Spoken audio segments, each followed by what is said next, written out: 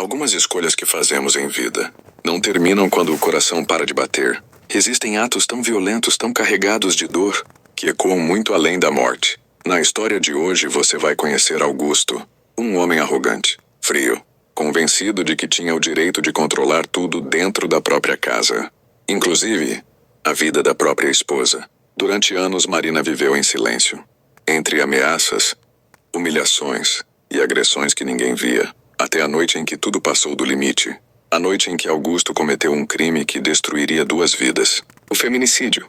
Mas o que muita gente não sabe é que certas contas não são cobradas apenas na terra. Nesta história você vai descobrir o que aconteceu com Augusto depois da morte. O que ele encontrou quando despertou no mundo espiritual e as consequências que aguardavam por ele no lugar que muitos espíritas conhecem como umbral. Um lugar onde a consciência pesa, onde os erros não podem ser escondidos. E onde algumas almas são obrigadas a enfrentar exatamente aquilo que fizeram outros sofrer. Mas antes de mergulharmos nessa história, eu quero te pedir uma coisa muito importante. Se você gosta de histórias profundas, com reflexões espirituais e emocionais como essa, se inscreva no canal agora. Esse gesto simples ajuda muito no crescimento do canal e incentiva nosso trabalho a continuar trazendo histórias como essa para você. Ative também o sininho das notificações, porque sempre que postarmos um novo vídeo, o YouTube vai te avisar e você será um dos primeiros a assistir. E já deixa o seu like nesse vídeo. Quando você faz isso, o YouTube entende que você gostou do conteúdo e passa a recomendar essa história para mais pessoas. Assim mais gente pode assistir e refletir junto com a gente. E no final da história, deixe também o seu comentário. Queremos muito saber a sua opinião. Agora respire fundo, porque a história que você vai ouvir não é apenas sobre violência, é sobre consciência, sobre consequência e sobre um grito que o mundo espiritual nunca deixou de ecoar. Augusto acreditava em uma verdade simples: o homem manda, a mulher obedece. Ele repetia isso como se fosse uma lei. Para os vizinhos ele era apenas um homem sério, trabalhador, reservado. Mas dentro de casa a realidade era outra. Marina sabia. No início, Augusto parecia apenas ciumento.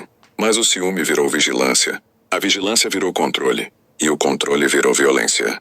Primeiro vieram os gritos. Depois os empurrões. Depois os tapas.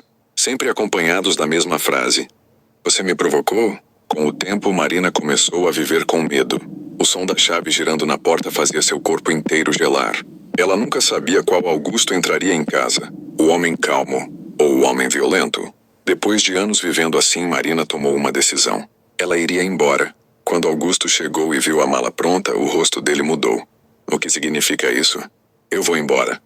O silêncio foi pesado. Então ele disse: "Você é minha." A discussão virou violência. E a violência saiu do controle. Quando tudo terminou, a casa estava silenciosa. Marina estava caída no chão, sem vida. Augusto apenas murmurou: "Você não devia ter me desafiado." Augusto foi preso. Cumpriu pena. Saiu da prisão anos depois. Velho. Sozinho. Mas ainda convencido de que estava certo. Sempre repetindo: "Foi um acidente." Ele nunca admitiu culpa. Anos depois, um infarto o derrubou no chão da própria sala. Antes de morrer, ele viu espíritos observando.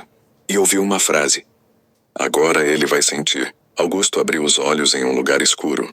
O ar era pesado. Gemidos ecoavam por todos os lados. Ele havia despertado no umbral. Espíritos começaram a cercá-lo. Alguns sussurravam: "Esse é o homem que batia nela." Correntes espirituais surgiram. Prenderam Augusto.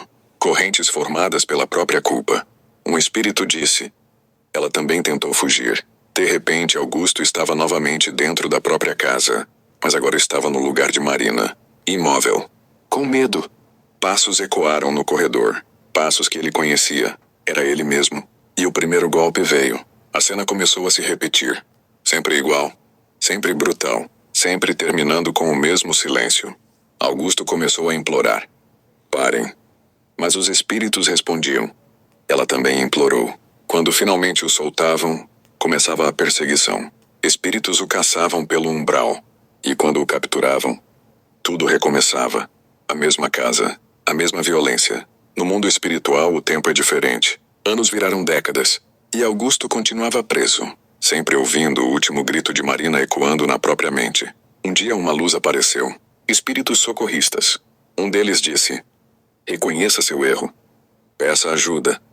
Mas Augusto gritou: eu não fiz nada. A luz desapareceu.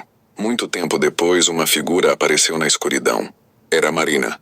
Mas seu espírito estava em paz. Augusto perguntou: você veio se vingar? Ela respondeu: eu já te perdoei.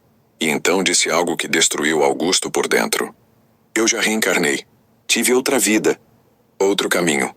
Ela olhou para ele com tristeza. Mas você ainda está preso na noite em que me matou. E desapareceu. O perdão pode vir da vítima. Mas a libertação só acontece quando o culpado aceita a própria culpa.